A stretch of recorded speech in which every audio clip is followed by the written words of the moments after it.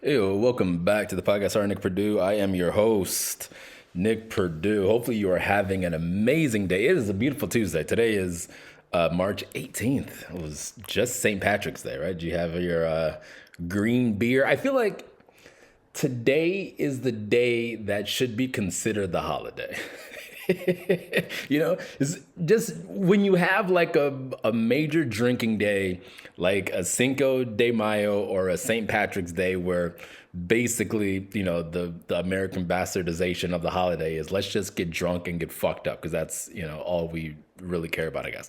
But if those days happen to fall on a Monday, like what St. Patrick's Day did, then I believe two things should happen. You should be able to leave work early, like your job should close down around 4. Now, if you're not an essential worker, like if you're in advertising or, like doing some like corporate nonsense to where you don't have to be in the office, but your fucking greedy CEO, it makes you go to the office, to where you were probably working from home for the past 3 years, but your CEO was like, I'm not gonna get a bonus this year if my fucking employees aren't in the office because we're wasting all this money when they should just transform the office into housing because we need that. But fuck them, huh? Anyways,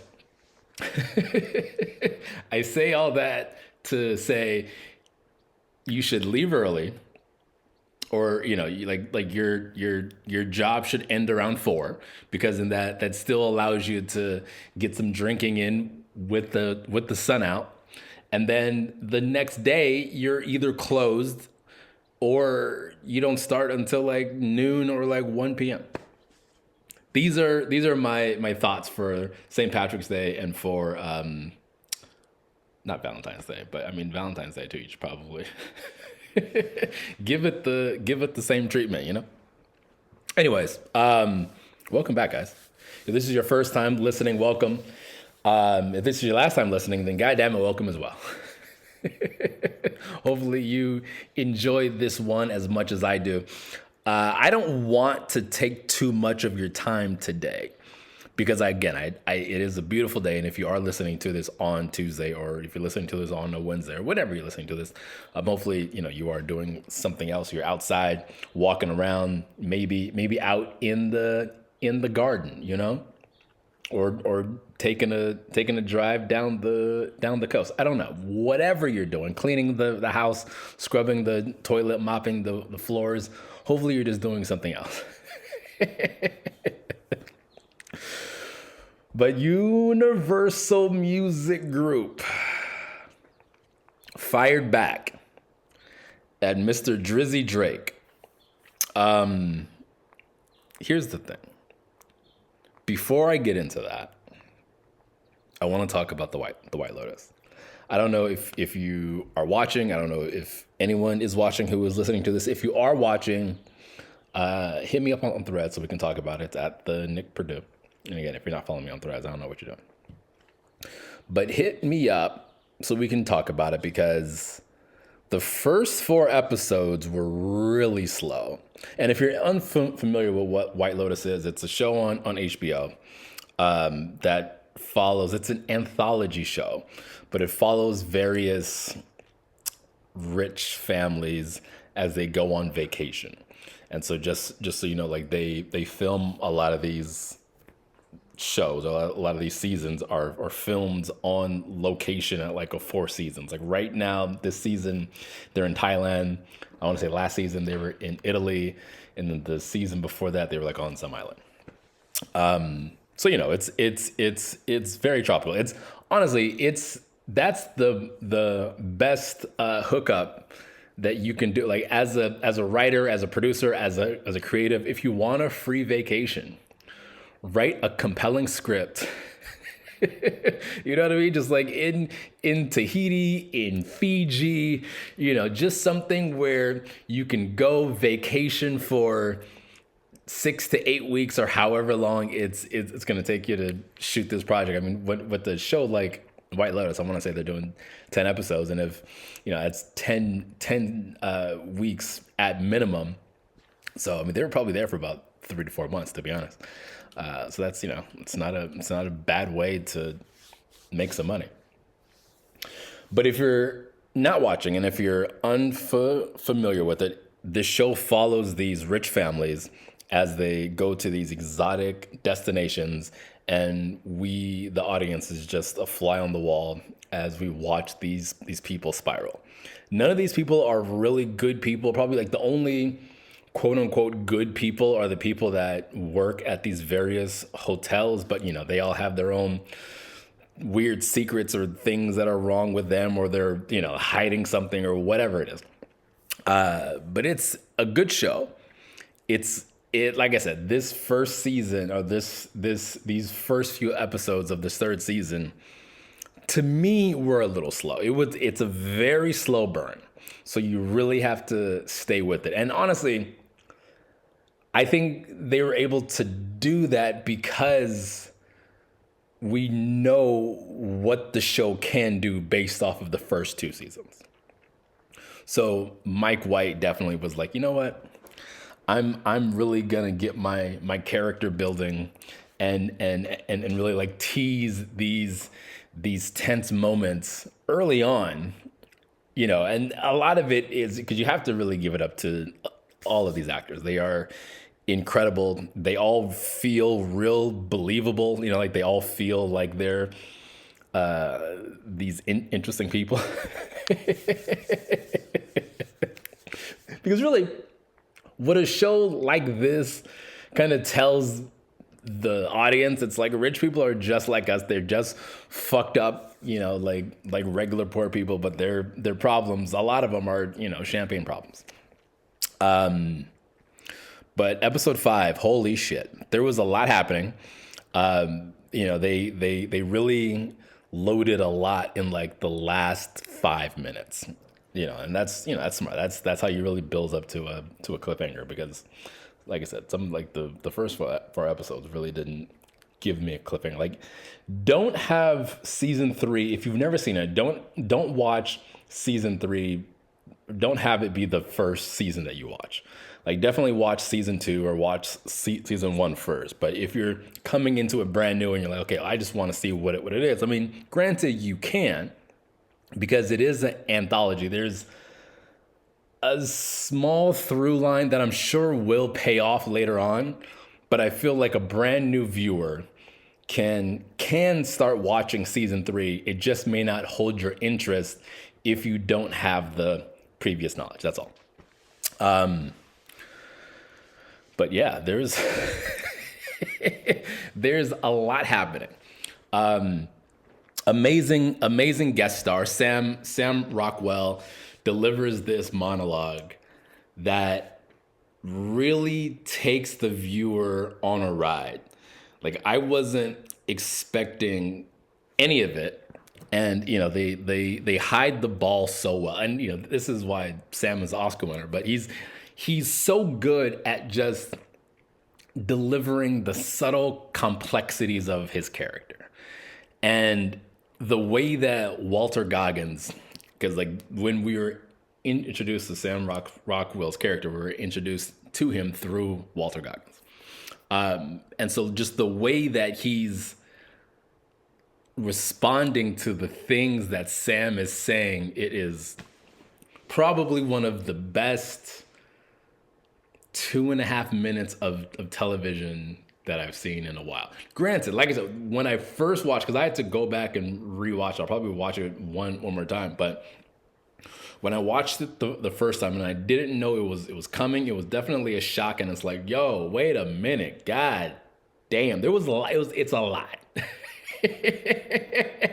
And again, if you've seen the episode, then you know exactly what I'm talking about. And if you haven't seen the episode, go back and watch. I mean, but I will say this, it brought me back into the season, but I can see how it can also make people either just stop watching. Because now you're halfway in it, and I feel like America is at a crossroads, and there will be some people who watch this and will be like, you know what? that's enough for me. I'm gonna throw in the towel, and I don't need to finish watching the season. And then there's other people who watched it who were like me, who were kind of bored for the first four episodes, and then get hit with this bomb, and now you're like, ah, fuck. All right, every time I leave, they keep pulling me back in, you know.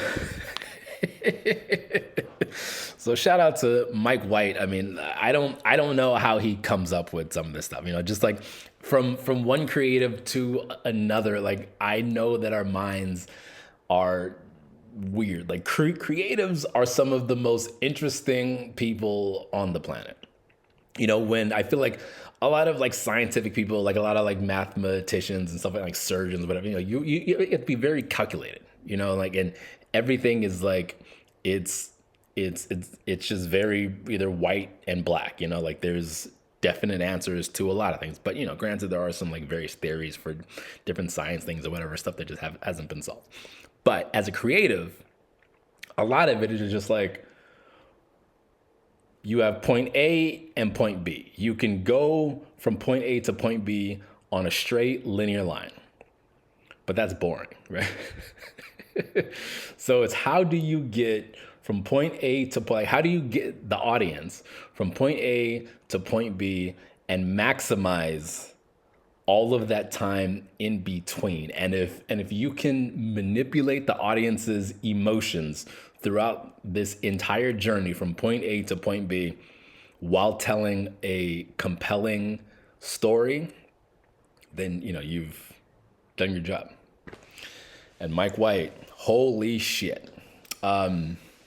So yeah, watch White Lotus.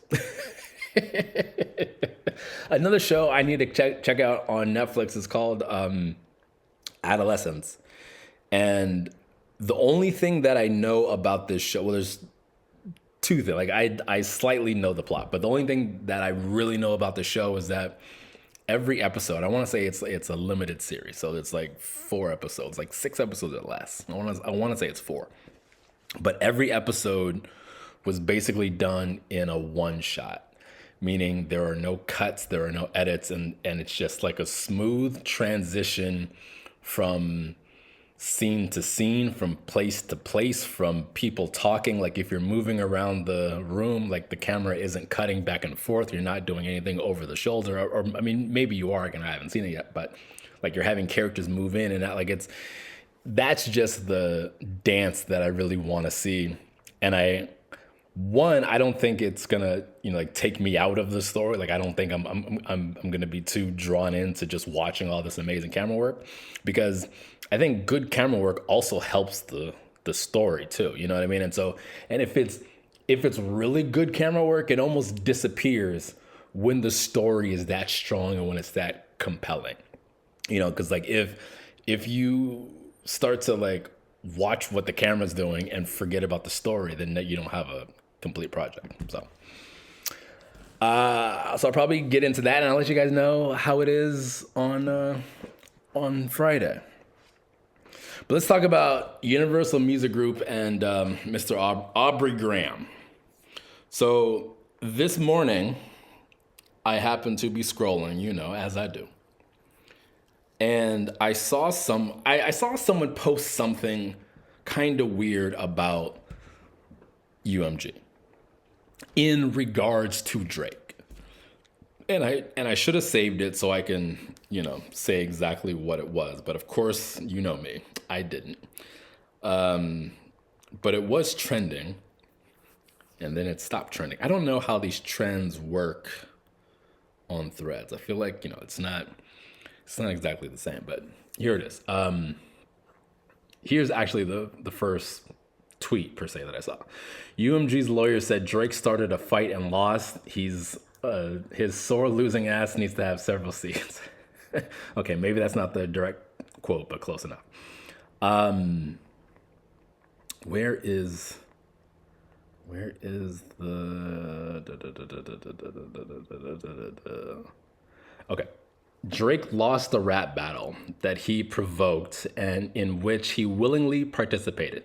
Instead of accepting the loss like the unbothered rap artist he often claims to be, he has sued his own record label in a misguided attempt to salve his wounds.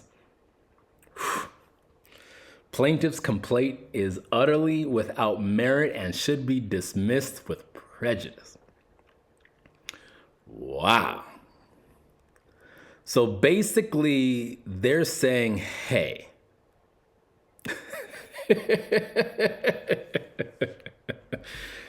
this is a part of rap. And now this guy lost. But again, it's a part of rap. And he was a willing participant in this whole rap thing, in this whole rap debacle. And because one artist said something about him that, I mean, look, now we don't know if it's true or not.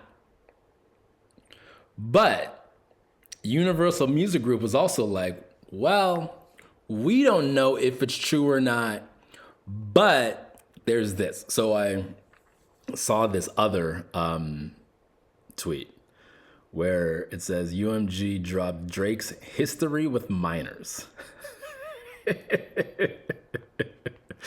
Jesus Christ. Okay, let me see if I can just read, because, you know, people clip a lot of this stuff. And like, I don't, I think I want to say it's like 25 pages. I'm like, I'm not going to read through all this jargon. Let me see. Facts and criticism concerning Drake's relationships with minors predate Not Like Us. Goddamn. And have been widely reported, noting that Lamar is indicting Drake for years of rumors and speculations around his misbehavior around minors, and that Millie Bobby Brown, goddamn, is one of the things that most people are aware of when it comes to Drake and the rumors around him.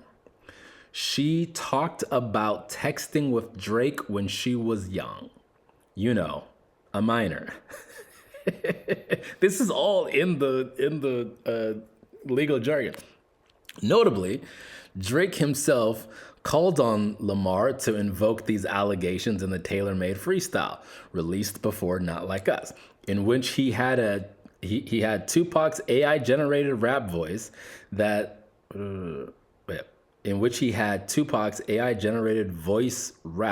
Lamar should talk about Drake liking young girls. In The Heart Part 6, Drake also affirmed that he understood Lamar's statements in Not Like Us to refer to the Millie Bobby Brown controversy, stating, "This Epstein angle was the shit I expected. And only fucking with Whitney's, not Millie Bobby Brown's. I never looked twice at no teenager." Clearly, Drake himself understands that Lamar's lyrics refer solely to well-known issues. It has also been widely reported that OVO member Baka Not Nice, I guess that's his full name, or that's his like stage name or whatever, was arrested in 2014 on human trafficking and assault charges and convicted for assault in 2015. Yeah, I mean, look, it's not... It's not the best. And you know, regarding the whole Millie Bobby Brown thing, I know it's weird. And especially when she said it. I know she said it as like, we're just talking, you know, like friends do, you know. I mean, she was probably referring to it in the sense of your classmates, you know, like I'm sure now kids in 5th grade, 6th grade, 7th grade, 8th grade, 9th grade, 10th grade, all the way up through, you know, seniors in high school, they text their group of friends. And I'm sure boys talk one way and girls talk a completely different way. And, you know, if there are boys and girls who are friends, who are, you know, platonic friends, then I'm sure they also text, you know, in various ways. So I'm sure, and for the most part, I feel like it is innocent, but, you know, I mean, kids can also be, you know, crazy. And especially since we have so much access, like they have so much access to crazy stuff now on the internet just through their phones. It's insane. But I say all that to say Drake was what? Like in his 30s when Millie came out and said this, like unprovoked, right? And like it's weird, but I also get it in the sense of Drake was also a child star. And in this entertainment industry, there's not a lot of people who get it. Like there's not a lot of people who understand. There's even people in the entertainment industry that don't get the type of fanfare that Millie Bobby Brown was getting because Stranger Things was a smash hit, like a global smash hit for Netflix. Like you can be an actor, you could be a working actor for decades, but you're not necessarily like globally famous. Like there's a difference between being globally famous and then being a B-list actor. A B-list actor could still be making $1 million a year, no problem. But a B-list actor can also like go to the grocery store, can also go out to a restaurant, can also not necessarily be hounded by paparazzi, not be hounded by fans, you know. Maybe people kind of look at them and be like, oh, that person looks familiar, but where do I know them from? And now I feel like it's harder to place people because there's so many things. There's so many more ads. There's so many more outlets now. Like, did I see this person on social media? Did I see them on TV? Were they in a movie? You know, so if you're a B-list actor and if you're still making a decent amount of money, your like, you know, every day is completely different. And especially, or if you're like a no-name actor who just suddenly becomes super famous. It's like there's not a lot of people who can relate to you, is what I'm saying.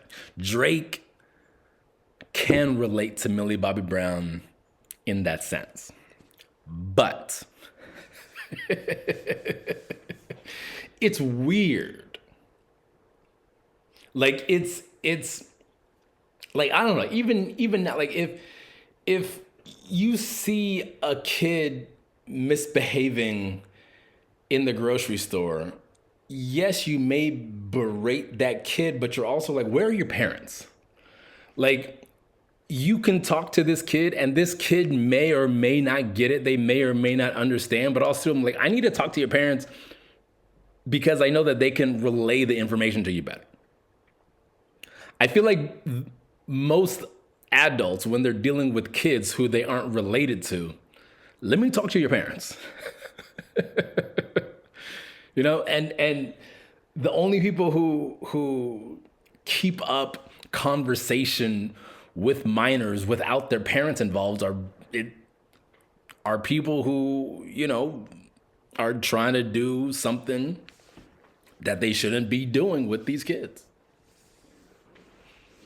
Again, I'm not saying that's what their relationship was like. I'm not saying that. But it gets a little fuzzy because Millie Bobby Brown also said Drake helps her with boys and whatever it is. Now, Millie is like 21 now, married, you know, she's doing her thing, still acting, having a great time. It's fucked up too, just because the media and like a lot of people online are just like, why does she look like a 40-year-old? And like, she's like, what are you talking about?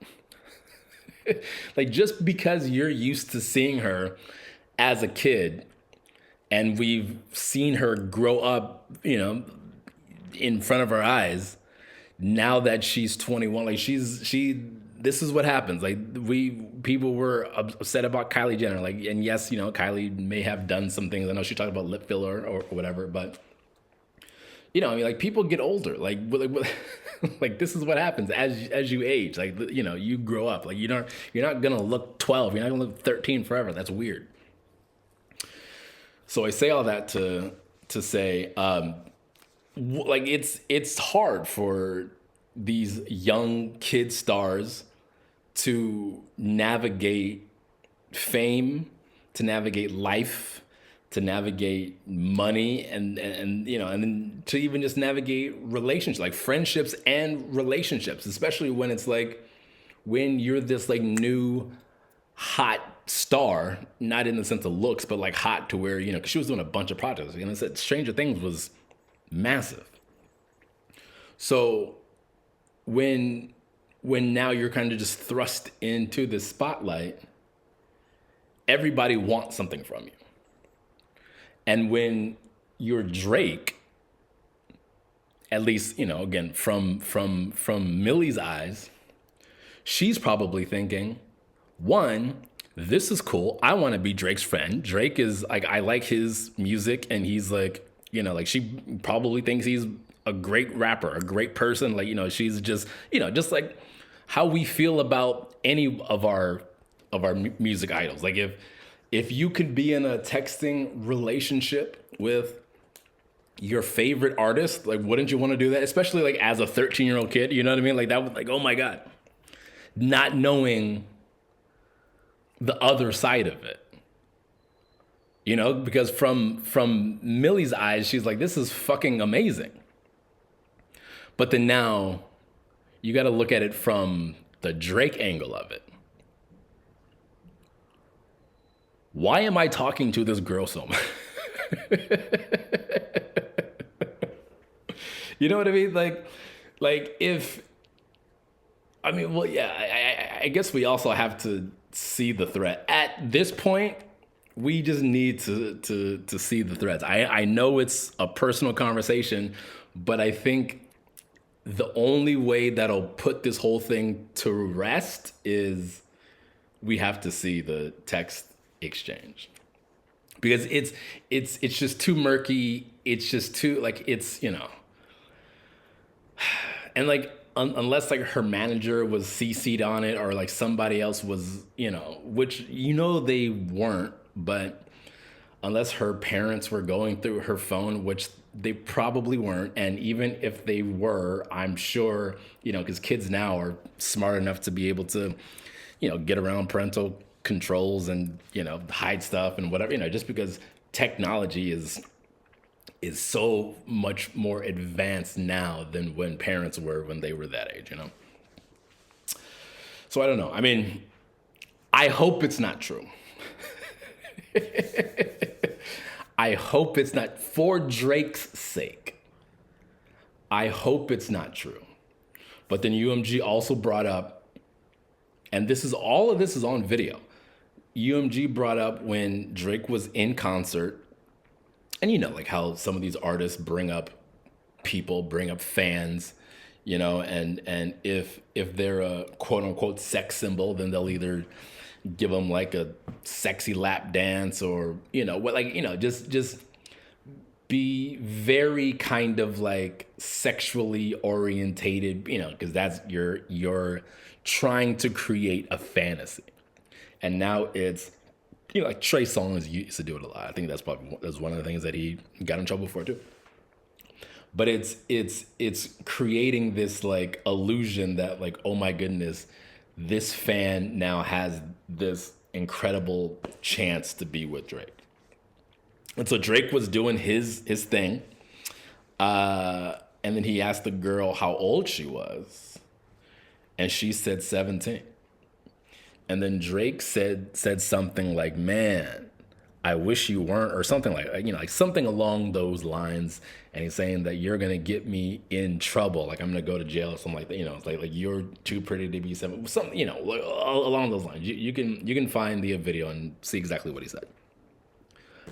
But that also wasn't very good, because even after she told him what her age was, he still proceeded to do what he was going to do. And I believe he kissed her, I want to say. You know, I mean, nothing like tongue down the throat, but, you know, I mean, still, like, if these are just things that are like, it's just very murky, you know. And then like having lines in songs saying that the Sierra Canyon parking lot looking like the Magic City parking lot. Now, if you don't know what Magic City is a strip club in Georgia, or in, ATL to be exact. And then, I think it's like one of like the largest strip clubs. So to compare a high school parking lot to a strip club parking lot,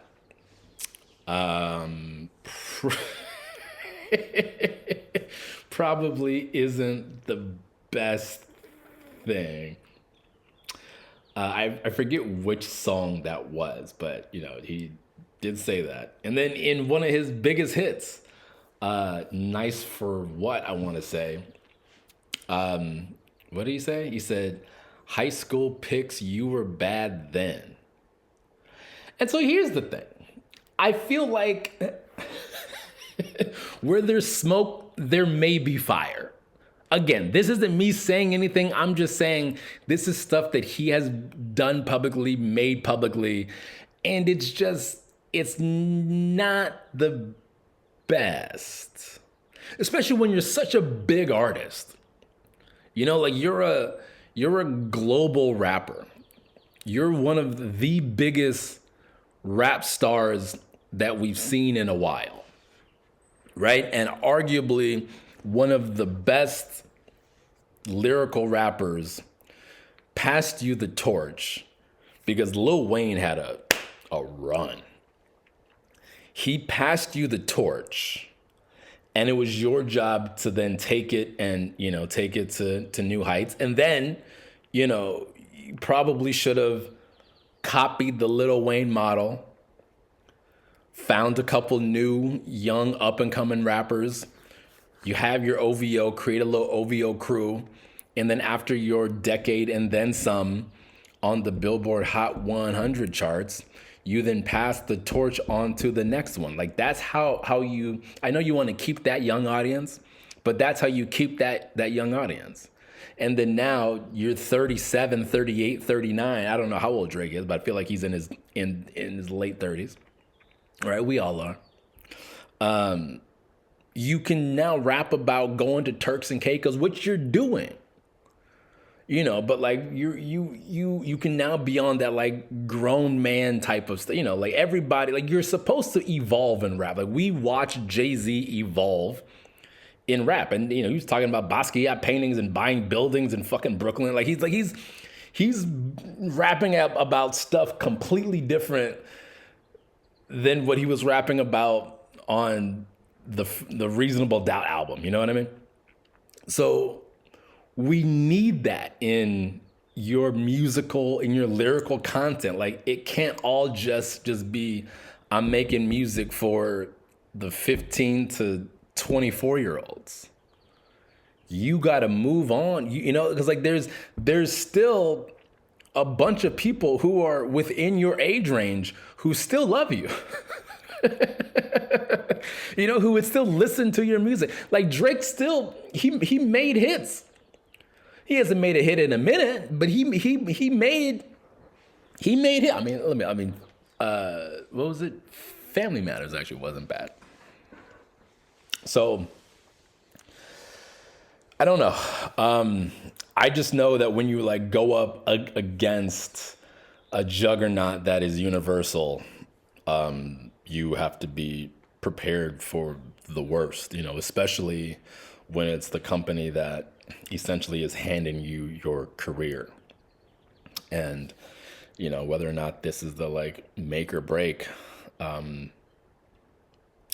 Drake, honestly, and I've said this before. I think if after the rap battle, if he went away, like you still do the tour in Australia, because obviously, like he's selling out and like people still care, so you still do that. But then after that, like just chill for like 2-3 years, like let us forget about all of this, because honestly, I don't think Not Like Us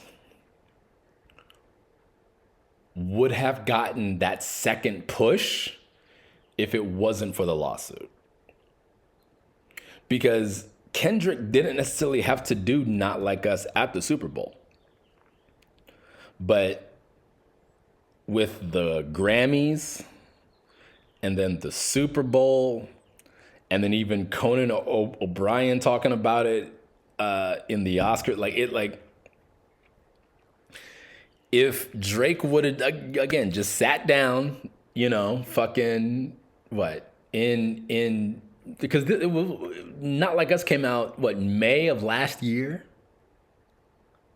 You know what I mean? So like you could have just relaxed, waited it out through Christmas, went past this whole Grammy situation. And then, I mean, honestly, I don't know, like if Drake would have sat down and went on vacation somewhere for a while, I don't know if Not Like Us would have went 5 for 5 at the Grammys. Again, like not saying that it's not a bad record, but also Universal Music Group, again, is the largest record label in the world. And so if you believe that they didn't maybe have a hand in something with something aligning or allowing Not Like Us to, go 5 for 5, like, come on. And again, I think it was only in retaliation to the lawsuit. Oh yeah, Drake, you want to do, okay, all right, we'll show you how big we can make Not Like Us. And I'm sure we're gonna see it in placements. I'm sure we're gonna see it during FIFA.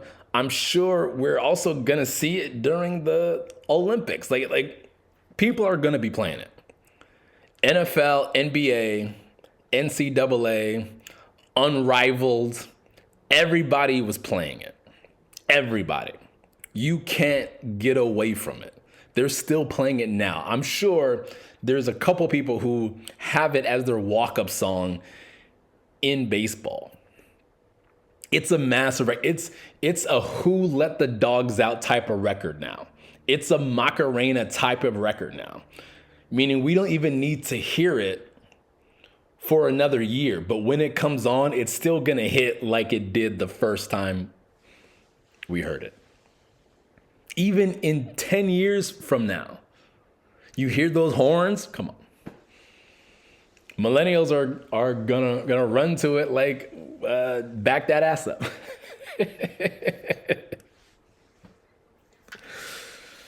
So I don't know. I mean, is Drake going to win this thing? I don't know. It was also funny too, because someone said it's weird seeing people root for corporate America and not the artist. And normally, especially in a time like this, when all of us are, fuck corporate America, fuck the bad corporate America, fuck the CEOs that take way more than they need and don't give their employees anything. Like that, if you're a part of that corporate America, fuck all that. But if you're part of an equitable corporate America, then I can fuck with you. Until you get bought out by some fucking private equity firm. But yes, it is weird seeing people root for the establishment. But I will say this. I think Universal is going to shoot themselves in the foot in the sense of they have pulled back the curtain a little bit for letting the public know kind of how this music industry thing works. And like how we can push the button on somebody, we can push the button on a song and just have it go. And, because that was one of the complaints that Drake was talking about. And then Universal fired back and was like, you're just upset because the same thing that we were doing for you, we did for different artists. But we can do that. Like it's like we can do that for any artist. We didn't say that it was just exclusively for you. Like there's buttons that, we push for a lot of artists. I mean, look at Taylor Swift. Look at fucking, who is this new artist? Tate McRae, I believe what her name is. Side note, because I've seen what some people are saying. I saw a couple of her performances and I get Tate, but I don't get it. One, in the sense of like, she should be and probably will be popular. Like she can get to the point of a Olivia Rodrigo, of a Sabrina Carpenter. I don't know if she'll reach Taylor Swift level. Only time will tell. But I will say this. We haven't had a like young white pop star like her in a while, and really like since Christina Aguilera, Britney Spears. I mean, Mandy Moore was doing a little choreo, but she wasn't, she wasn't like dancing the way like Britney and fucking Christina Aguilera were. Jessica Simpson, I throw her in that category, but like her, like just like Mandy Moore, I give her an asterisk. Like she wasn't doing a lot of dancing. It was just, it was a lot of Sabrina Carpenter, like Olivia Rodrigo, like just kind of Victoria Justice, like just kind of bopping around on stage, clapping, like you're fucking doing a sail away party on a cruise ship. Like there isn't a like you're running around trying to get people to clap on beat and whatever it is. The chorus, sing it. Like shit like that. So with Tate being able to dance, because I guess she was on Dance Moms, and I think one of the reasons why she is the way she is because she had that Dance Moms training.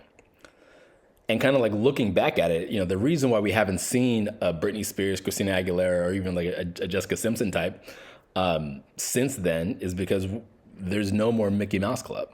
The Justin Timberlakes, the Ryan Goslings. There's no more of that, which is why we don't see that type of star anymore. Because they were going through, that was training. That's why you don't see the Demi Lovato's. That's why you don't see, because it was like after Mickey Mouse Clubs, we had a little Disney, and you had the Hannah Montanas, the Zendayas, the Keke Palmers, the Cheetah Girls, all of that. Lizzie McGuire, we had like that. But outside of Miley Cyrus, we really didn't get the Britney Spears. And even like Miley Cyrus wasn't, dancing around the stage like Britney. She wasn't Christina Aguilera,